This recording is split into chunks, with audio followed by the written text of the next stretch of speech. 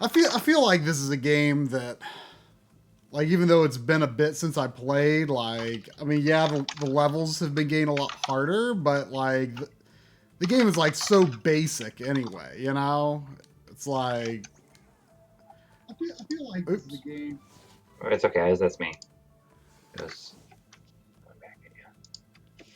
Yeah, I mean, I feel like I'm not going to be like at a disadvantage because it's been so long since I played it. I feel like it's going to be like about the same difficulty as if I had just like continued on that night I was streaming it, you know?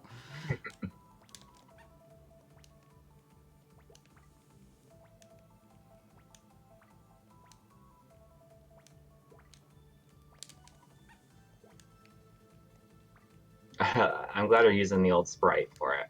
I mean, it's the only way to play, really. I tried when I unlocked Tina, I tried playing as her briefly, but like her hair is like so Part of the large. hitbox. Huh? I thought I didn't know if it was part of the hitbox or not. I'm not sure if it is or not. I'm guessing it's. Oops. I'm guessing it's not, but it's like so poofy that like it like distracted me from like where I thought my hitbox actually was.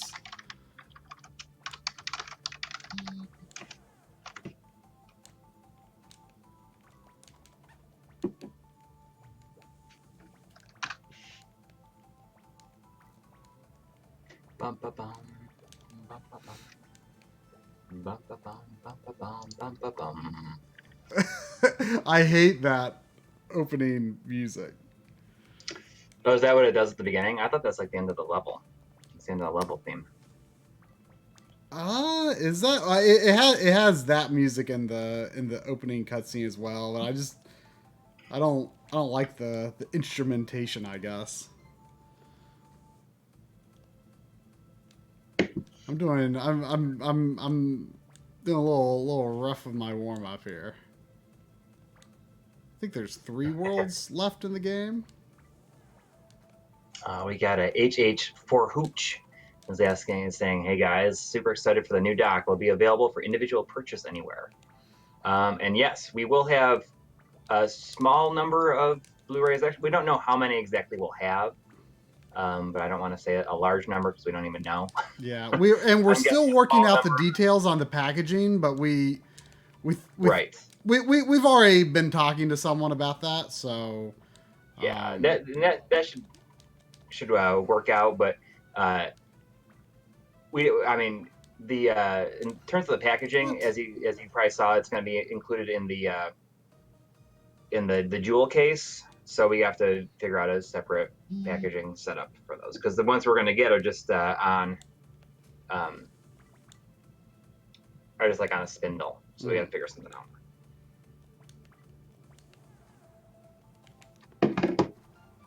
Which makes sense, obviously, because limited run isn't going to be able to be exactly, manufacture in a factory Blu-rays in a long box. Yeah, so those are going to have to be assembled in house. But ours will just be in a regular Blu-ray case. But no idea how many. I really have no expectations for like how like if our Blu-rays will sell out quickly or not. I mean, we've still got Night Trap Blu-rays. Right.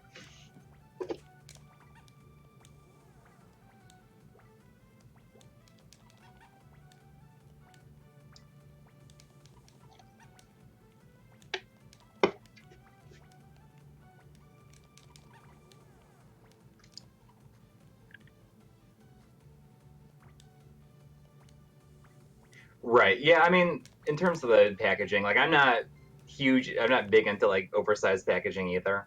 I'm just running out of space for such a thing, anyways. But I mean, hopefully, the people we're talking to will be able to take those Blu-rays, get them put in like standard size cases, and then shrink wrapped. Mm-hmm. And you probably already said that. Sorry, I was responding to something I else. didn't say all of that.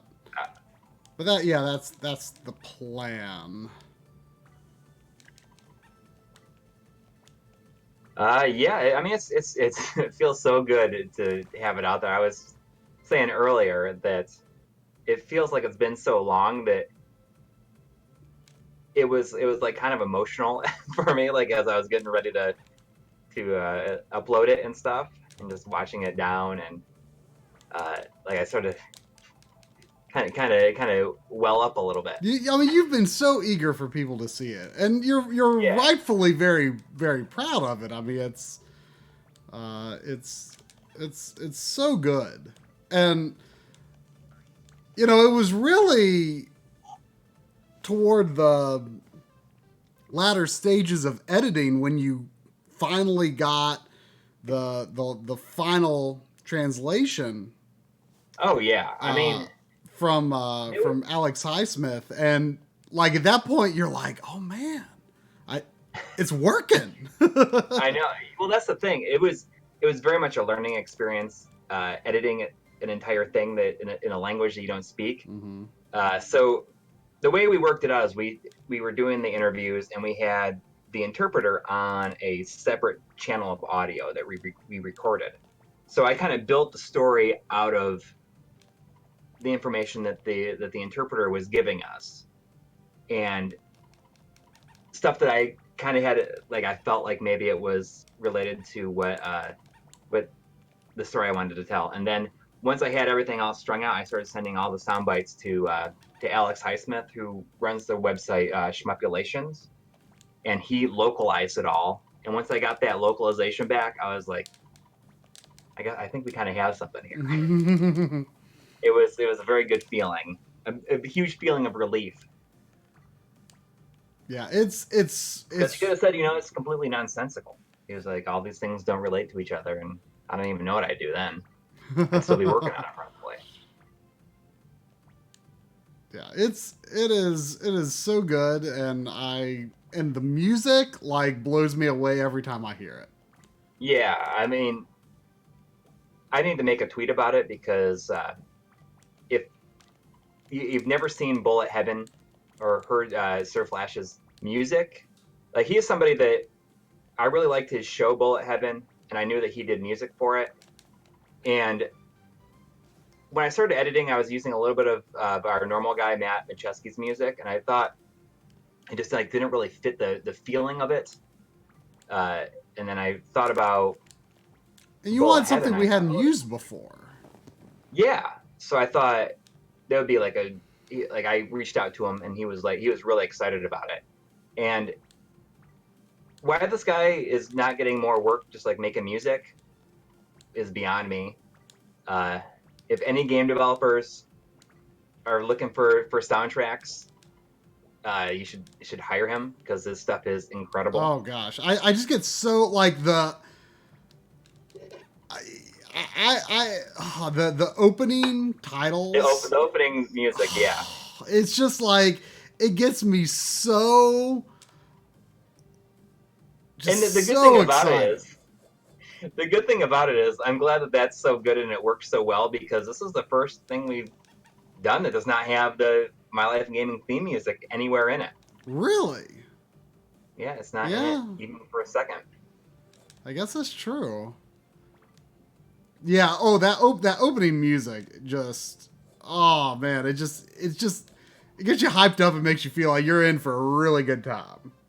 Yeah. And yeah, I mean, it covers everything, basically up through some of the. I mean, we shot it last June, and like I finished editing it at the beginning of this year. So like, it's called Complete Works, but I mean, it's like there's information that is missing that has come out since I finished it, and there's nothing I can do about that. Yeah. But I mean, it covers like almost everything. And the way that it ends is kind of very open-ended. I think you framed it up in a good way so that like it doesn't feel weird that like the Genesis Mini has been announced and we're not covering it. The way that you framed it up at the end makes it feel, you know, sort of just looking forward to the future, you know, without feeling like something is missing. I think you do have a little bit of Sega Ages Switch I show stuff in there, Outrun, right? I show Outrun, because I think Outrun was the newest release when I finished it. So yeah, it shows Outrun, it shows Phantasy Star, and Sonic and Lightning Force. And there's even like a little bit about like a shot of the Seiken Densetsu collection, Mm-hmm. which is funny because I bought that when we were in Japan. You did. Specifically for it, and I use it for like one shot. And that shot is also in the trailer. Yeah, we like went to Big Camera like in Kashiwa like just for that, right? Like we were in there earlier, but then you're like, I want to go back and buy that. Yeah, I mean it starts with Gauntlet, and it goes through some like pretty obscure things. I mean, even if it's just like mentioning it, because I mean there is a period of time. There's a lot of time spent like on like the early beginnings though, like Gauntlet, Gunstar Heroes, Game Gear, and stuff like that. Right, and then you know they did some like PlayStation 1 stuff, and like a Sakura Tyson stuff. That just kind of like I kind of just like I mention and then move on. Mm-hmm. So it's especially since they're never localized, and it just makes it more difficult to really cover them in depth. Mm-hmm. I guess. But I mean, I'm not sure if people read in the description, but the Blu-ray includes there's also a 40-minute or nearly 40-minute Q&A with the members of the Shot Triggers team, which is cool. I mean, one of the guys is like former cave guy. Yeah, I'm so glad that we did that. Like when we were setting up to do the interviews, that was the last day we were there. We were setting up to the interviews. The interpreter was like, "Hey, they kind of want to do it together as a group," and I'm like, no. Like I was just like, that is not gonna work. Because like in my experience, like you know, I used to work at a university, and in my experience, when students ask to you know do an interview in a group, like they're just looking at it for moral support, and then one of them is like always staring off into space and never saying anything, and it looks terrible, and the sound is bad. It just doesn't work. But thankfully, I'm glad we set up to do it, because it took like an hour to like get the shots right. But yeah, because we were not expecting it. We had not expected at all for that to be like. Well, we just kind of didn't. We were interviewing people separately. Yeah, and it just randomly turned out that we like had brought enough backup microphones to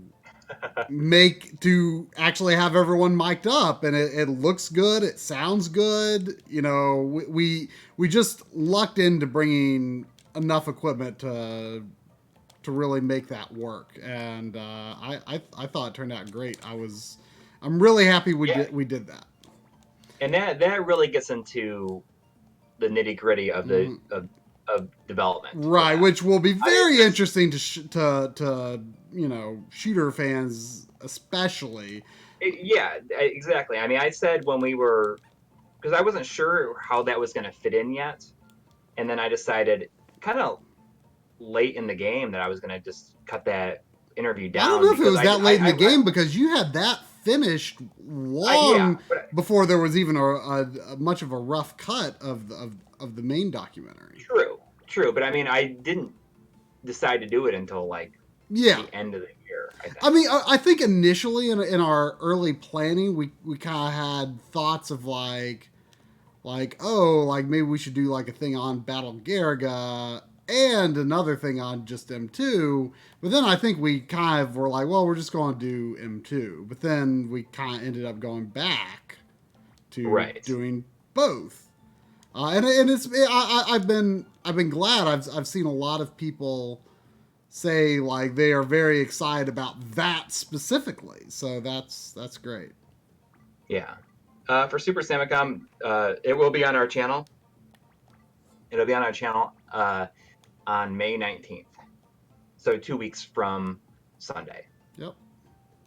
After this, a little bit over a week after the sales go live on Unlimited Run. And that was always is asking, did you buy your game shelf somewhere, or did you build them? I've had the hardest time finding a good shelf for games that isn't super deep, like regular bookshelf. You can see behind. Oops, I didn't realize I thought I paused. Behind me there, where you can see all those PlayStation things, that I got that put up recently. That is a. I mean, it would be expensive to like buy a whole bunch of them, but if I didn't have anything, I would be kind of tempted to buy into that for that whole wall. I think it might be a relatively new IKEA thing. It's called Svalnas, Svalnas. You can like get these wood rails. They're actually, it was a more complicated process than I expected, actually getting them properly hung on the wall. But then you can buy these shelves. The ones I've got are like 31 inches wide, I think, or something. And you can also get like 24 inches wide ones. And like with the long rails, you can fit 7 of those shelves. And I've got basically all of my PlayStation stuff on those shelves. I really like them. It is strangely hard to find good media shelving for larger collections. And when I say larger collections, like I feel like my collection is like nothing compared to a lot of people's.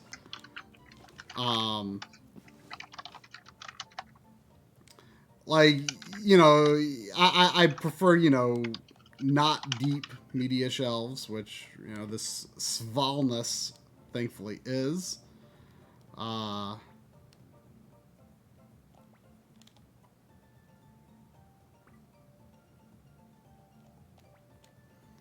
But yeah, I really like that. The other shelf that has all the Nintendo stuff on it, that's a bit older. And I used the some extra shelves from that. My dad like built another shelf that I can't really show it where I'm sitting now. But using those other, he like built a frame for those shelves essentially. So I do have one that's kind of homemade.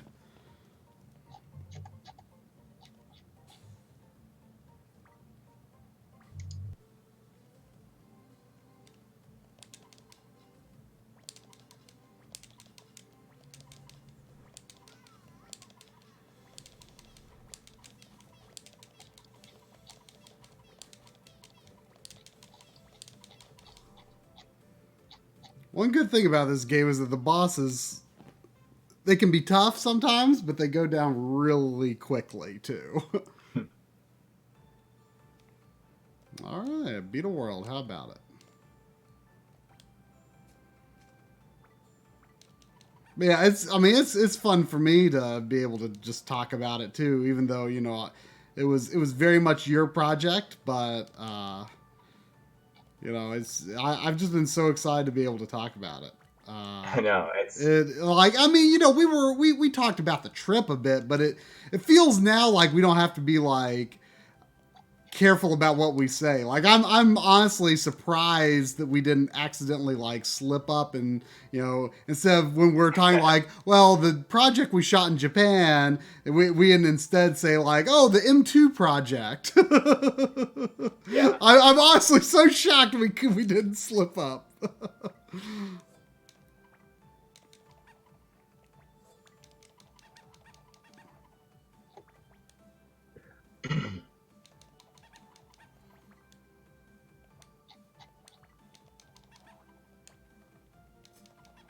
But yeah, you know, now we can, you know, basically talk about the trip and leave nothing out. But man, that, you know, like you said, that I understand like why for you especially it feels like such a long road making it. And it does for me too. Yeah, it was. I mean, it was. Yeah, it was. It does for me too because you were working on it for so long that, you know, I had to handle the you know the bulk of the channel releases for a while, which is, you know, Right. which is fine. I mean, that's how it had to be. But the trip itself, like, I cannot believe it was a year ago, because it's just, I mean, you know, it was just, you know, such an experience I'll never forget. Like, we were so tired. I mean, we were only there a week, but like, I know, but we were really moving the whole time. I mean, the days shooting there. I mean, we were there for 3 days. We were at M2 for 3 days. mm-hmm. And in addition to that, just like it was more steps to the train stations than I envisioned. Especially, you know, carrying all that stuff, and I did not bring the right shoes for the trip. I kind of brought shoes that, you know, didn't have any laces, and they were, you know, easy to put on off, because I thought, oh, I'm in Japan, I might have to remove my shoes a bunch, which didn't really come up except when we were at the M2 office. But yeah, they were not heavy duty walking shoes, and I really should have brought something a bit kinder on my feet. I couldn't feel my pinky toes for like a month.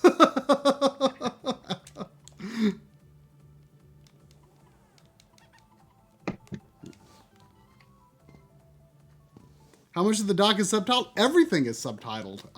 Yeah.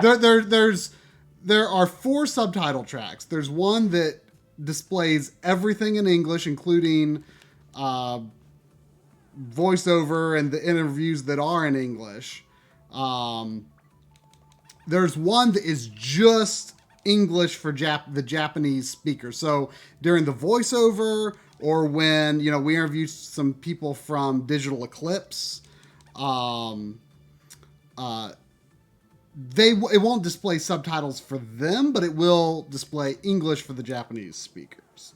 And then there's a full Spanish subtitles track and a full Japanese subtitles track. The Japanese is only Japanese for the English voices. Okay. So that, you know, they're M2's Japanese fans in Japan can watch it. Right. So yeah, I mean, we had put so much into it. At that point, we're like, well, let's just go all in and get people to do that too. Why not?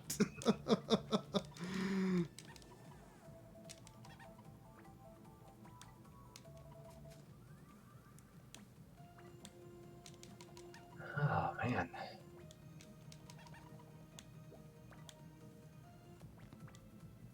Wow, it got retweeted 144 times, that first tweet about it. Yours or limited runs? No, like ours. Wow.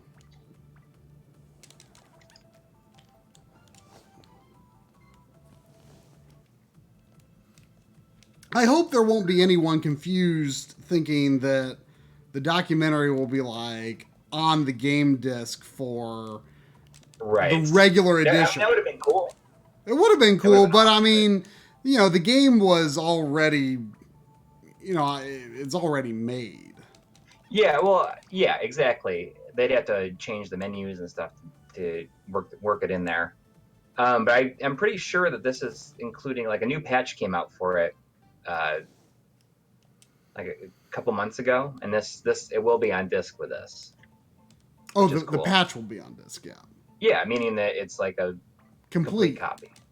Yeah, because I think there's, since the Korean version, I think there's been 2 patches. Okay.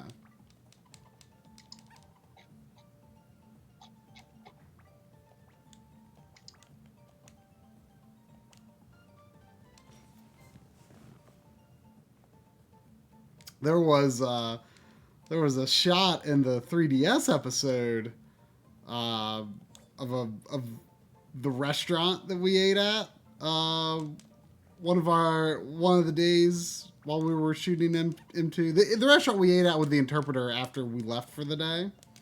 Yeah. And like Well, I noticed I see Asherau or Ash is in there is in the chat, and I'm pretty sure that he said he's like worked on some Tails stuff, and our interpreters guy Gavin Green did some work on Tails stuff too, didn't he? Yeah. So maybe they know each other. Yeah, I think he did like Tales of Berseria and maybe some others. Yeah, he is our interpreter. And we got in touch with him thanks to Archipel. Yes. Yeah, who does amazing work. Oh yeah.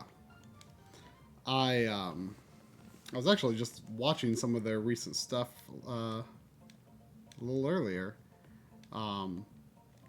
Yeah, because I emailed them because like I knew they were foreigners shooting, documentaries in Japan. I contacted them initially because I was like, well, they might have some advice for, how to accomplish that, especially in terms of like, at the time we didn't have equipment. I mean, we didn't have some of the equipment. And I wanted to ask, like, do you think we should like rent or bring stuff on the plane? Like, we had never done anything like that before, and we ended up bringing those guys. You gotta stop jumbo, and those guys come up behind you. Well, some of them don't jump, but I've learned that this one does jump. But yeah, so I got in contact with him, sort of asking some logistical questions, or I think the main producer for Archipel, and we almost Gavin was we were trying to organize me and the Archipel producers for dinner one night, but the timing just didn't work out.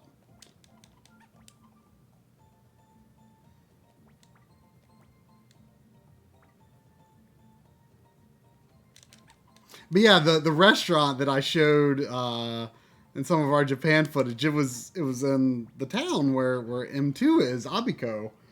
And like I cropped the picture a little bit because there were like you could see like around the edges of the scene, you could see like some like phone numbers for some businesses and stuff. You're afraid that people would be able. So I was like, I'm going to crop it so no one figures out like that this was an Abiko, and they're like, oh, what game developers are in Abiko? Oh, it's just M2.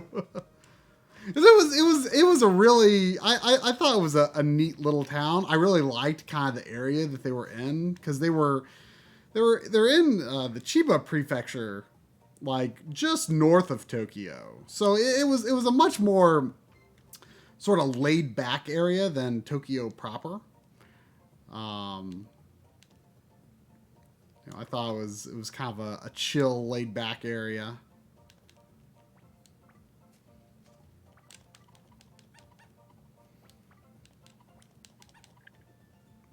And man, we had some good food.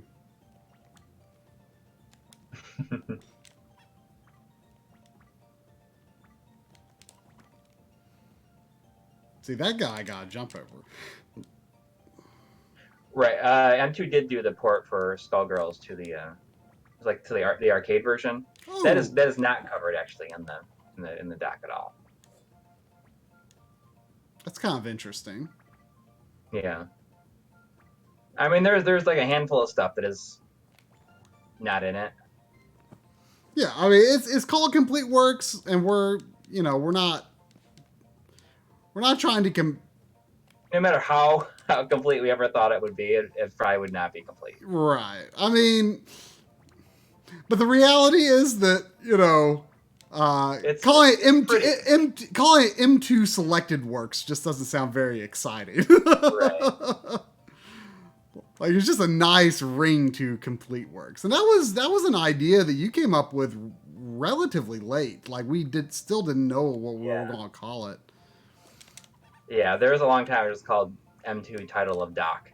During the opening. Yeah, the shmup on there is Mushihime Futari. It's yeah, that is obviously covered in it. Because that's their, I mean, technically as their second HD game. They did Odomedius Gorgeous before that, but that was a Polygon game, and uh, um, Mushihime-sama is a 2D game, so it's kind of their first one. So there's kind of a lot of talk about, as typical for us, about adjusting to like working in HD and the challenges that come along with that. Mm-hmm. And it's fun, we asked questions that only we would ask, like stuff about aspect ratios I feel and like it really CRT filters. It rides a pretty fine line between being interesting for the general population and also for people that are really into the work that they do. Mm-hmm. I mean, just there's certain things that people will watch and be like, oh, because I know what this is, but I needed to describe what it is. Mm-hmm. Like the difference between like ports and emulation and stuff like that. Yeah. That is technically like our viewers would know what it is. But there's a lot of like, for people watching and don't know anything about them or whatever, it's good for that to be in there.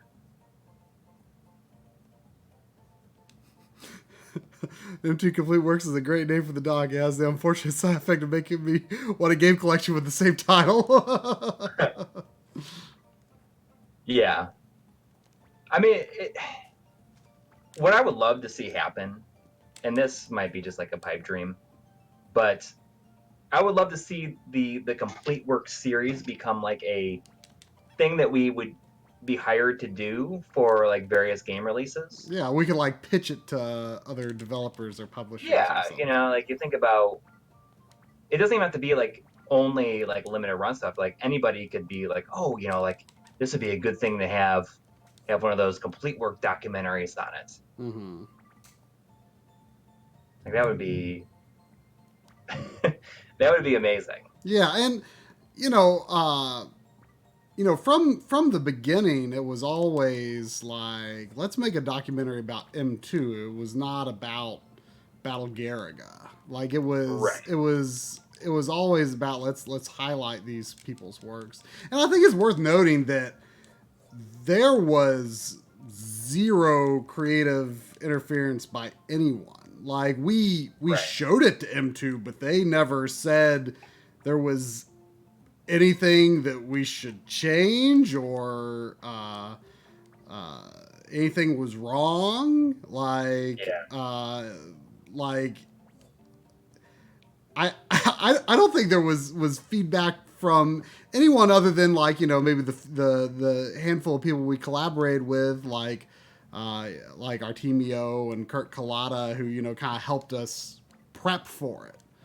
Right. But, from anyone that was actually, from any of the companies, it was all 100% our creative decisions.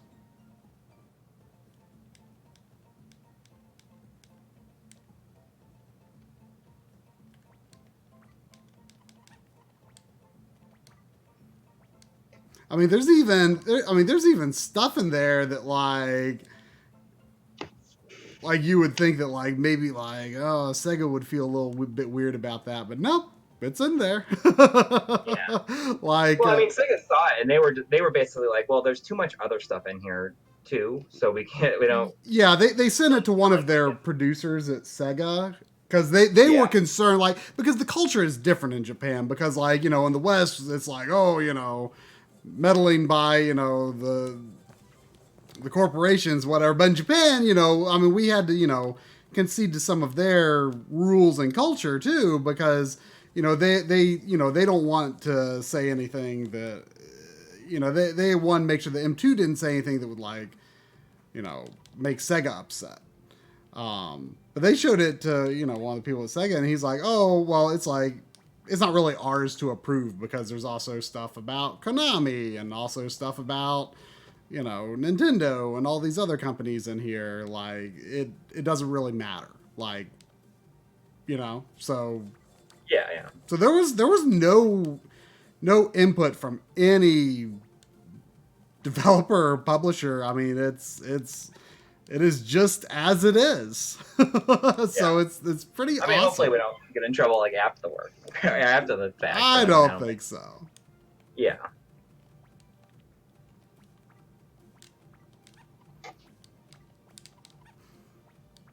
They'll But call like it the thing that impresses if me, we do a Blu-ray with everything on it, Mendeler is saying, and they'll call it the MLiG Complete Works minus CRT Geometry episode. that would I would actually. It's the non-CRT Geometry episode edition.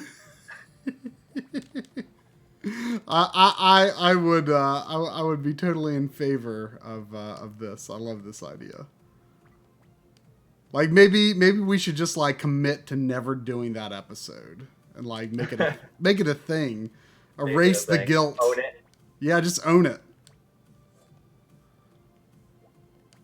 Yeah, the Final Fantasy XIV documentary is something that it's pretty crazy, the stuff that they talked about. Yeah, I am so jealous of that. Like, man, I was very happy to see NoClip do that. But at the same time, I was also like, I wish this was me.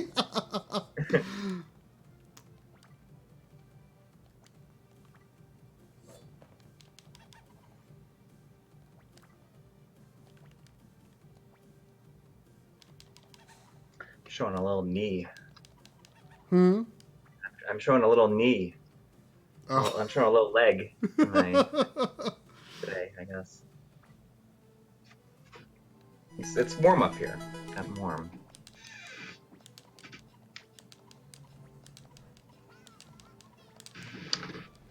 Well, I mean, it might have a sub-menu that does have explaining the RGB series numbering system.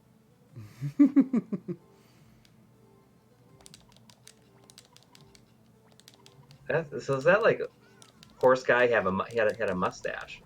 Yeah, I'm not entirely sure what's going on with this guy.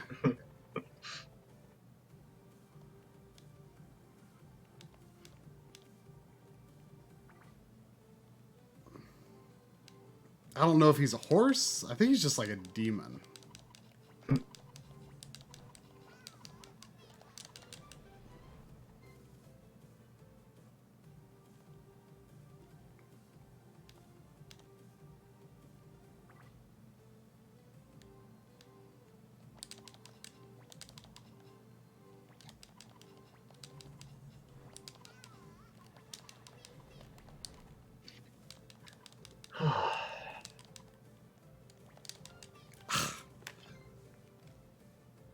Was that it? It really is. It does feel really good to have that out there, though. Yes.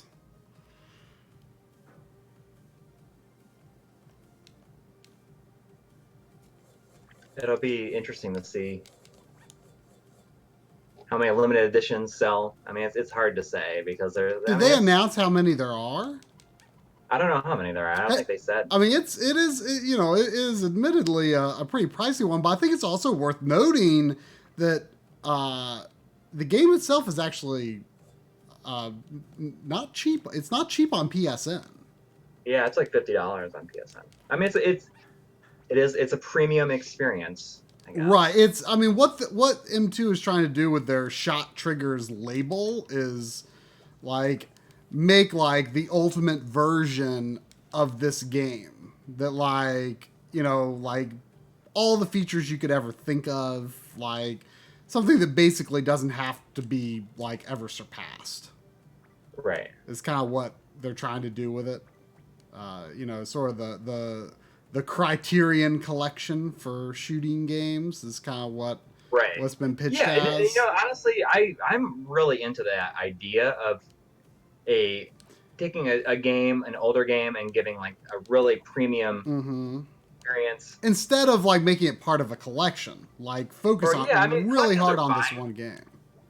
I mean, collections are definitely fine. I mean, you look at like the Street Fighter collection; it's amazing. Like that, that feels like a Criterion Street Fighter Sure, collection. sure.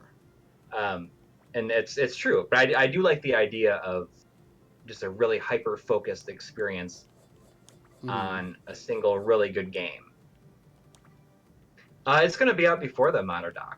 Monodoc will be, I mean, Try's working on that currently, so that'll be probably our next documentary. Right. We'll probably have like an episode or two in between. First is really going to be more of a Kevtris doc, but then there's going to be after that a general modder doc. So, but this will be the M2 thing will be out on the 19th on our channel. So it's going to be the next content, the next episodes. It's going to be, which kind of throws us off our every 2 weeks, but it's going to put us in a good. It's going to put us on a good schedule. Plus, it's going to be 2 weeks of stuff. Yeah. 2 weeks in a row. We're trying to get into a every 2 weeks thing, and we're also trying to make it on the weeks that GameSack is not releasing. Ideally, right now we're releasing on the same weekends that GameSack is releasing. We kind of want to. It's not like a competition thing. No, it's more like it's more like we know there's a lot of overlap in our audiences, and like why not give people something to watch on the weeks GameSack's not there. Right.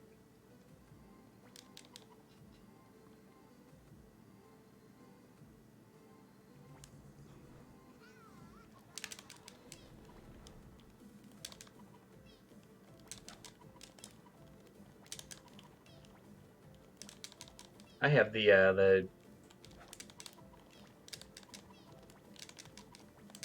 Did we hear about Kevtris's monitor that's missing a line of pixels? No, is that a thing? Is there something particularly interesting or bizarre about that? I feel like I've seen something like that happen before. Is he just living with it?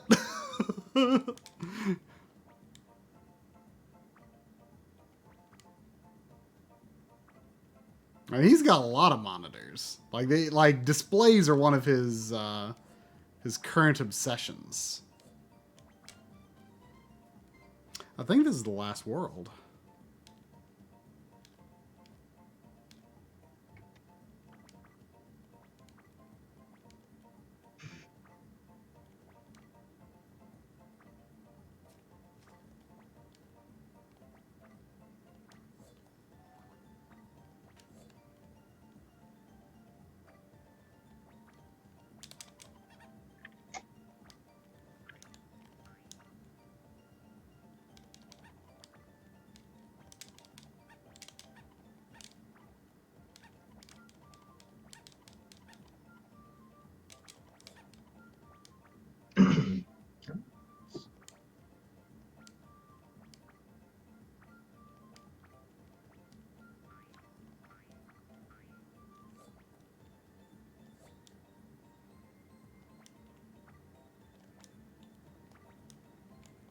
So I think if the guys that come behind you are slow, I think they don't jump, and I think if they're fast, they do jump. Although I don't know if that's a hard and fast rule. Yeah, I mean that seems like it makes sense.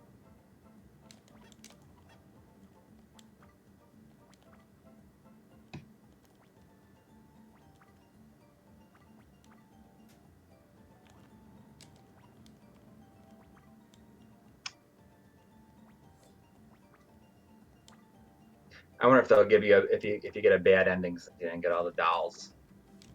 Oh no.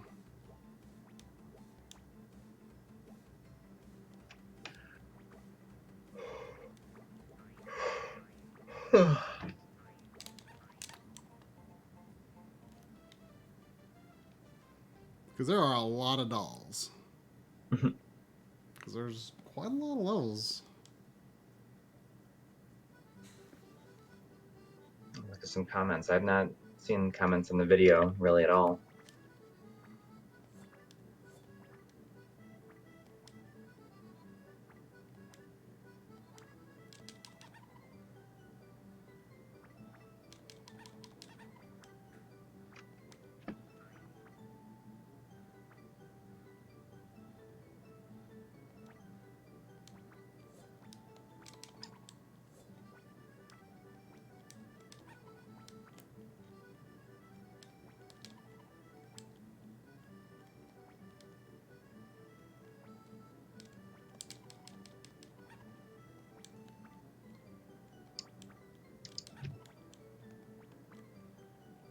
it's good to see the excitement for it, though. I mean, it's Yes. Yeah. it's I mean, you know, it clearly seems like something people want to see. And I feel like something that people never would have even envisioned as being a thing that would exist one day. Because, like, who but us would, like, ever make an hour-long documentary on him, too? I mean, you know, not as a discredit to them, but, you know, they are, you know, they're behind the scenes people. You know, they're the unsung heroes of... I mean, they're sung among certain crowds, but more so, like increasingly so. Increasingly so, but still, they aren't like. I mean, you know, they aren't a household name developer, and I think one of the reasons M2 wanted to do this was because they're like, yeah, we want more people in the West to know about us. Right. So that was kind of the big incentive for them to agree to do it.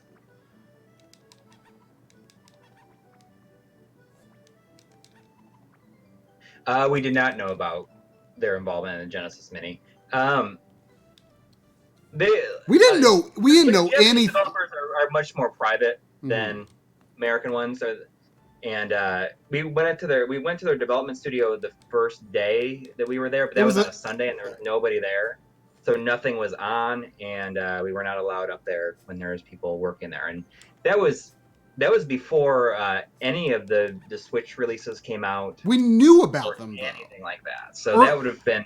Were they announced or just rumored at that point? They were announced, I think. They were announced, but I don't think that any games were specifically announced, because I remember telling them like how big of a fan I am of the Phantasy Star Complete collection, and they're like, "Oh, you know, I think you'll be happy in the future." Yeah, because I remember you were talking like, "Oh, I bet they're working on the Switch stuff up there," but we weren't allowed to shoot anything there when they were working. We weren't even allowed to shoot anything there when they were working, because they have like there's like development kits and stuff in there, and you know they. Yeah, I mean, I think if it was like a American studio, like they probably would have had us sign something and then just gone around in there. But I mean, I can absolutely understand why. Yeah, and well, I do think. I mean, I hope that people don't notice like a lack of, you know, people at work kind of stuff in there in this documentary, because we just simply were not able to get that kind of material. But on the flip side, there are a ton of interviews, and yes.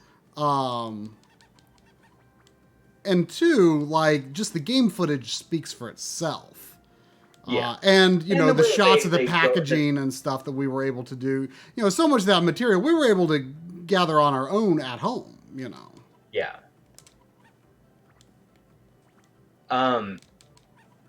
Yeah, I mean, the interviews are really, really great. I mean, some people appear more than others. But probably my favorite interviewee was probably I believe you pronounce it Tsuyoshi Matsuoka. That's right. Matsuoka. I couldn't remember his first name. He's the guy in the video that talks about the 3D, the Genesis. You felt a kinship with him because he was. I immediately felt a kinship with him because he said something about Quartet like right away, or he said double target. I'm like, wait, I mean Quartet, and like we were fast friends. I mean, I like to imagine that we were fast friends, but he was my favorite person in the interview. It's well, I think he's like been producer on like almost all the Sega stuff since like PS2. Like at one point they replaced Joe Musashi's eyes. Yeah, he is the. You know, I only recently found like on message boards that it's like widely considered that people are not happy with the change to Joe Musashi and the Revenge of Shinobi titles. Well, but he explained to us there's a reason for it. Yeah. Like they had originally they used like some actor's eyes. They used Sonny Chiba before, and so they had to replace the eyes. So they used this guy's eyes, which I don't think. I mean, it's not explicitly explained in the documentary why they did that. But he Right. does say, like, those are my eyes. Yeah.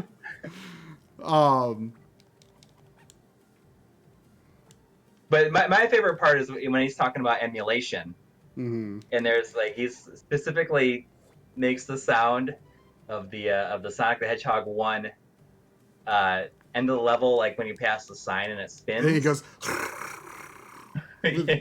and Coury like looks that back at me and that. smiles because you knew exactly what he was talking about. Yeah, because that's like the big sound effect I feel is something that is hard for emulators to get right. Yeah. So it was kind of fun.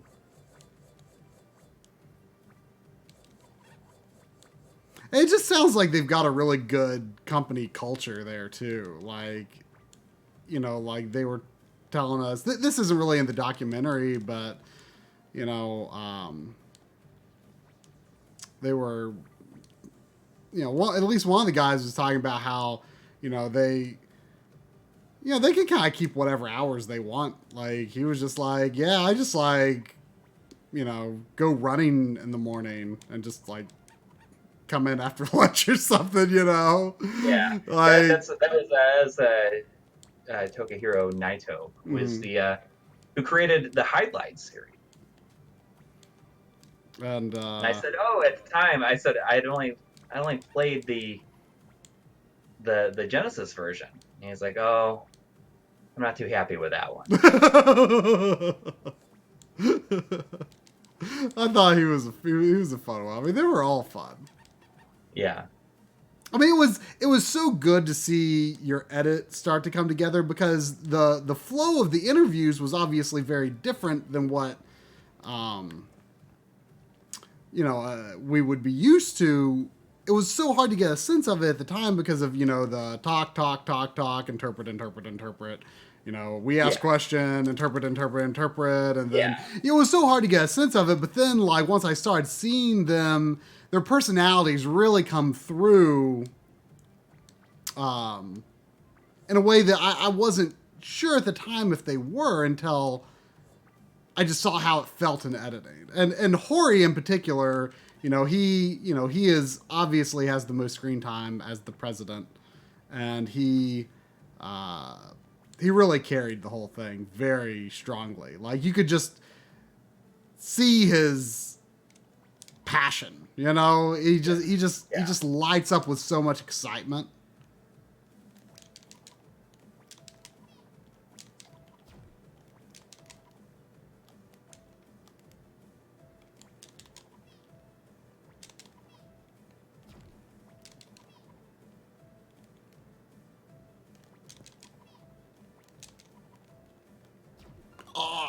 It seems like a pretty easy final boss if there's only one form. A little hard to hit. This seems like the kind of game that only have one form to the final boss. Yeah, I'm sure. Surely. It seems really easy, but the only tricky thing is it's hard to jump high enough to hit him. Because you have to have a good run to jump that high.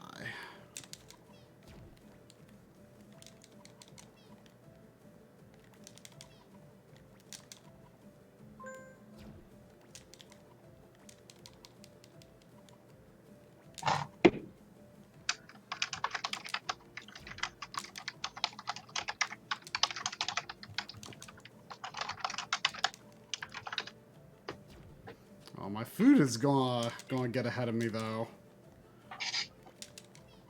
I'm gonna have to start working a little harder here. I think I'm going. I'm curious to see. I mean, I'm not sure if this is the case, but people seem to be saying that I can't believe I beat him. I think my food meter was essentially at 0. That the vinyl is like in the limited edition packaging. What about it? That the vinyl records are like in the packaging itself. Yeah. Maybe, I don't know. That surprises me. They aren't selling them separately. Right, but I mean, I just thought they'd just be included in the overall package, not actually inside the box. I don't know. I mean, if they're a part of it.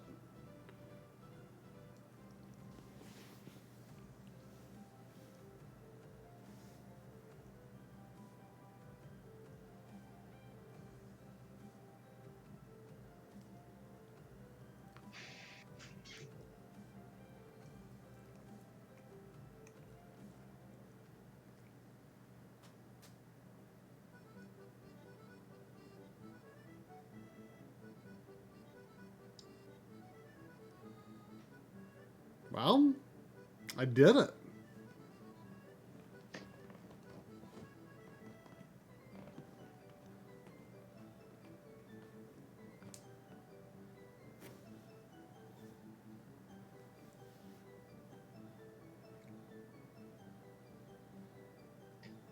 And now we can capture footage of this whole game for any level in this game for our eventual complete Wonder Boy episode. Yeah. Best way to play the Wonder Boy series and everything vaguely and everything related. surrounding it. Yeah.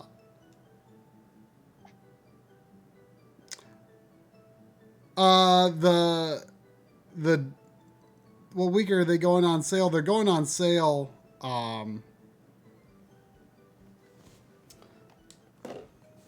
They're going on sale next Friday, a week from today, and then the documentary will go on YouTube like 9 days after that.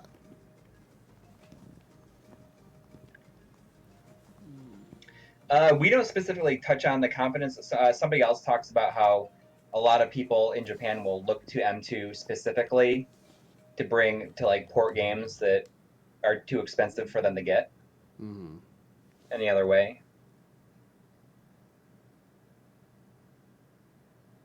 Battle Garaga being one such option. Yeah.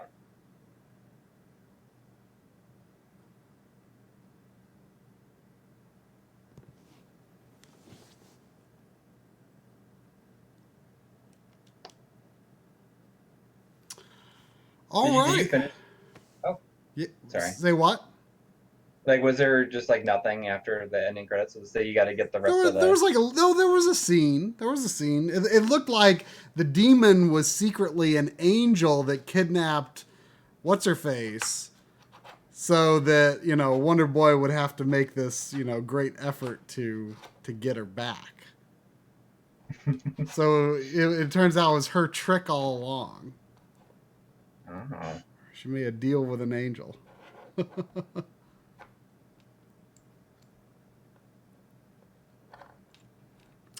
All right. Well, I guess that'll do it for this little deal. Just a quick little hour stream, I guess. Yeah. Well, I guess it really was right at an hour. So that's I mean, hey, that's what these weekday streams are supposed to be anyway. I'm glad I got to finish the game. Yeah, same here. All right, later everyone. Thanks for watching.